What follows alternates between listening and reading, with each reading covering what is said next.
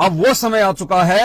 अब आपने सात संगतियों में ज्यादा जाने के बजाय, हर जगह सात संगतियों में जाने के बजाय आपने ज्यादा से ज्यादा समय अपनी भक्ति को देना है। भक्ति को ज्यादा से ज्यादा परमात्मा के सुमरण को समय देना है।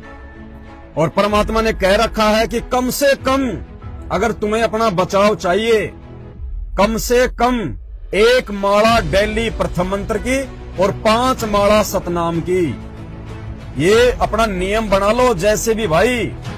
और आप सात संगति से जुड़े हुए हो, आप सत्सेवक हो, आपको परमात्मा ने दूसरे भक्तों से ज्यादा ज्ञान दे रखा है, आपको समझ दे रखी है, आपके साथ में भगवान है, इसलिए आपने भागा दौड़ी में मंत्र नहीं करने। ठीक है, कहीं आ रहे जा रहे हो अपना मंत्र करो, लेकिन हमने बैठ के शांति से परमात्मा को समय देना। हमने हर काम भागा दौड़ी में नहीं करना।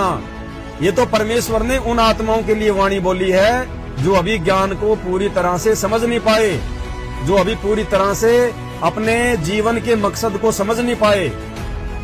ये तो उनके लिए परमेश्वर ने कहा है कि नाम उठत नाम बैठत नाम सोवत जागबे, नाम खाते नाम पीते नाम से ती लागबे, कि जैसे तैसे तुम नाम पे लगे रहो।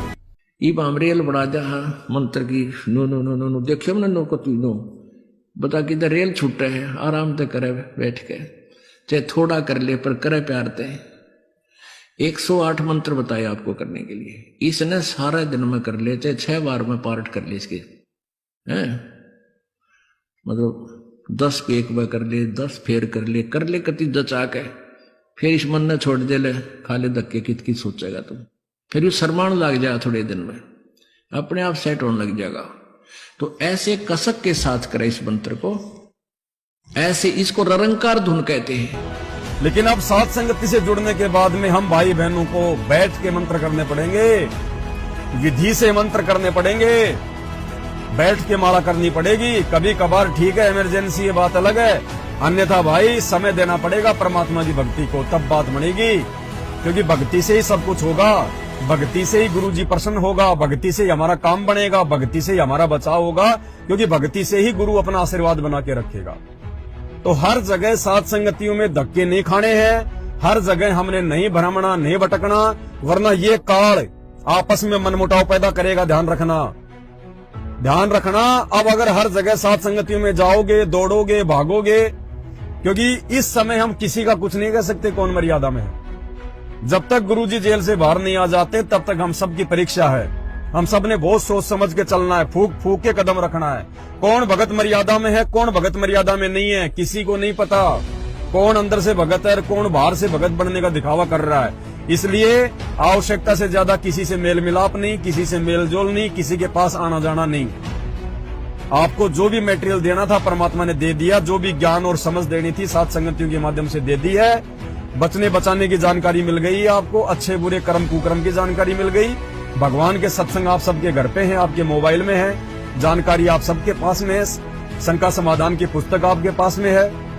अब आपने ज्यादा समय परमात्मा की भक्ति को देना है, मालिक के मंत्र सुमरण को देना है, समय पे अपनी आरतियां करनी है, हमने विधिवत आरतियां करनी है। इन मैनेजमेंट वालों की तरह तगारियां उठाते उठाते इतनी हम नहीं करना, जो है गटर में बैठ के हमने रमेणी नहीं करनी, मोटरसाइकिल पे आते जाते हमने संध्या आरती नहीं करनी, खाना बनाते बनाते आरती नहीं करनी।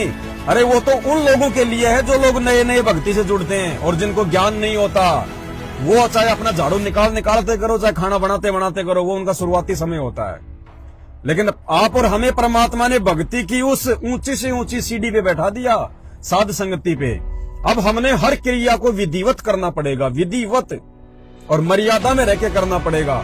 नहीं तो अगर सात संगति से नीचे गिर गए, ये लास्ट सीढ़ी है, लास्ट सीढ़ी 99 वाली। अगर इस सीढ़ी से यदि आप मर्यादा तोड़ के या अपने गुरुजी को दुखी करके अपने किसी भी कर्म से यदि अब आप सात संगति से नीचे गिरते हैं तो इस युग में नहीं उठ पाएंगे। जितने भी लोग सात संगति से टूट के जो गए हैं मैनेजमेंट में, भाई और बहनों डेफिनेटली नोट कर लेना, इस कलयुग में उनका मोक्ष नहीं है। आप ये सोचो कि मरने के बाद उनको दूसरा जन्म दे देंगे, कुछ नहीं है। जन्म तो 2 नहीं, उनको 100 मिल जाएंगे, लेकिन भगवान नहीं मिलेगा उनको। जो लोग सात संगतियों में जुड़ के, कम से कम जो लोग 6 महीने या 1 साल तक साथ संगति में रहा और उसके बाद यदि वापस वो उसी मैनेजमेंट में जाके बैठ गया, भाई बहनों डेफिनेटली नोट कर लेना, ये मेरे नहीं परमात्मा की प्रेरणा से बोल रहा हूं आपको, मालिक के ज्ञान आधार से। इस युग में उस भगत का मोक्ष नहीं है, और ना जाने जब इस युग में नहीं है तो ना जाने फिर कब संभालेगा परमात्मा।